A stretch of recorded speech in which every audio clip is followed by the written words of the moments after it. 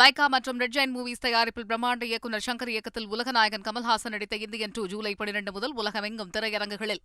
தலித் தலைவர்களுக்கு பாஜக முக்கியத்துவம் அளிப்பதில்லை என கர்நாடகாவின் மூத்த பாஜக தலைவரும் பாஜக எம்பியுமான ரமேஷ் ஜிகஜனகி குற்றம் சாட்டியுள்ளார்.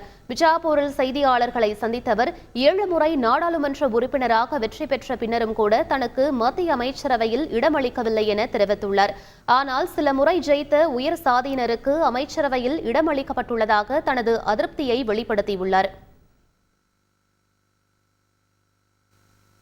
ಅಲ್ರಿ ನನಗೆ ಮಂತ್ರಿಕಿದು ಅವಶ್ಯಕತೆ ಇಲ್ಲ. ನನಗೆ ಅವಶ್ಯಕತೆ ಇರೋದು ಜನರದು. ಆದರೆ ಜನ ಏನು ಇಲ್ಲಿ ನಾವು ವಾಪಸ್ ಬಂದ ಮೇಲೆ ತೂ ಹಳಿ ಅಂತ ಉಳಿದ್ರು. ನಾವು ಮೊದಲೇ ಹೇಳಿದ್ದೆವು ನಿಮಗೆ ದಲಿತರು ವಿರೋಧಿ ಅದ, ಈ ಪಕ್ಷ ಸೇರಬಾರ್ದು ಅನ್ನೋದು. ಭಾಳ ಜನ ನಮ್ಮ ದಲಿತರು ನನ್ನ ಜೋಡಿ ವಾದ ಮಾಡಿದ್ರು. ಅದು ನನ್ನ ಸಲುವಾಗಿಲ್ಲ, ಜನರ ಒತ್ತಡ ಮಾತ್ರ ಅದ.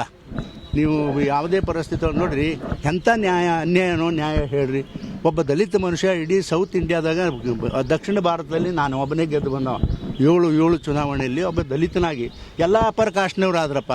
ಅಂದರೆ ಇವರೇನು ಈ ದಲಿತರೇನು ಭಾರತೀಯ ಜನತಾ ಪಕ್ಷಕ್ಕೆ ಸಪೋರ್ಟೇ ಮಾಡಿಲ್ಲ. ಅದಕ್ಕೆ ತುಂಬ ಅದ್ರ ಬಗ್ಗೆ ನನಗಂತೂ ಮನಸ್ಸಿಗೆ ನೋವಾದಪ್ಪ. ಇಷ್ಟು ಮಾತ್ರ ಹೇಳಬಲ್ಲೆ.